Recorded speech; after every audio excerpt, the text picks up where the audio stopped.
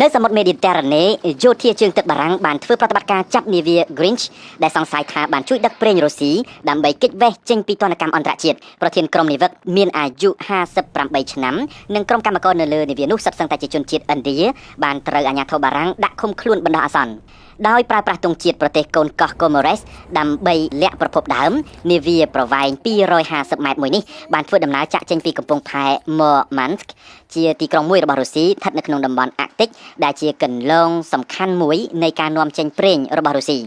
តែគិតត្រឹមថ្ងៃច័ន្ទទី26មករាវាមានកម្លាំងនិងរដ្ឋាភិបាលឥណ្ឌាមិនទាន់បញ្ចេញប្រតិកម្មថាដូចម្តេចឡើយអន្តរាគមន៍របស់កងទ័ពជើងទឹកបារាំងបានធ្វើឡើងក្រោយពីសម្ព័ន្ធមិត្តអង់គ្លេសបានផ្ដោតតម្រុយនៅថ្ងៃទី22មករាអង់គ្លេសចាប់សញ្ញាបានថានាវា Grinch ធ្វើដំណើរឆ្លងកាត់សមុទ្រមេឌីទែរ៉ាណេនិងកំពុងតែស្ថិតនៅក្បែរកោះ Alboran របស់អេស្ប៉ាញយោធាជើងទឹកបារាំងក៏បានអមដំណើរនាវានេះពីសមុទ្រមេឌីទែរ៉ាណេនិងនាំទៅបោះយុទ្ធការចតនៅជិតកំពង់ផែ Marseille ភាគខាងត្បូងប្រទេសបារាំង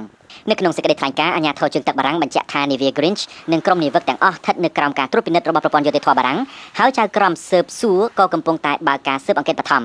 បើយោងទៅតាមការផ្សាយរបស់សារព័ត៌មានអន្តរជាតិនានាវា Grinch ធ្លាប់ត្រូវគេកំណត់អត្តសញ្ញាណក្រោមឈ្មោះផ្សេងៗគ្នាអាជ្ញាធរអង់គ្លេសហៅថា Grinch តែចំណែកសហភាពអឺរ៉ុបនិងសហរដ្ឋអាមេរិកបានចុះបញ្ជីថា Cult ចាប់តាំងពីផ្ទុះសង្គ្រាមរុស្ស៊ីឈ្លានពានអ៊ុយក្រែននៅឆ្នាំ2022មកប្រទេសមានសេដ្ឋកិច្ចជឿនលឿនខ្លាំង G7 និងសហភាពអឺរ៉ុបបានកំណត់តម្លៃប្រេងរុស្ស៊ីដោយបន្ថោកបញ្ចុះតម្លៃផងដើម្បីកាត់បន្ថយចំណូលរុស្ស៊ីបណ្ដាប្រទេសប្រចាំលោកសង្ស័យនិងចោទប្រកាន់ថាចំណូលបានមកពីការលក់ប្រេងជាប្រភពហិរញ្ញវត្ថុសំខាន់ចម្បងមួយរបស់វិមានកម្លាំងដើម្បីបន្តភ្នាក់ភ្លើងសង្គ្រាមនៅអ៊ុយក្រែនដើម្បីគេចវេះពីទណ្ឌកម្មប្រចាំលោករុស្ស៊ីបានខុបខិតទៅនឹងគ្នាបង្កើតនាវាខ្មោចដែលភាគច្រើនជានាវាចាស់ៗមិនសូវមានការធានារ៉ាប់រងនិងប្រើប្រាស់ទង់ជាតិមិនច្បាស់លាស់តាមប្រភពរបស់សហភាពអឺរ៉ុបនាវាខ្មោចរបស់រុស្ស៊ីអាចមានចំនួនប្រមាណជាជិត600គ្រឿងការចាប់នាវាដឹកប្រេង Grinch នេះគឺជាលើកទី2ហើយរបស់យោធាបារាំងលើកទី1បារាំងចាប់នាវាឈ្មោះ Boracay នៅខែកញ្ញាឆ្នាំ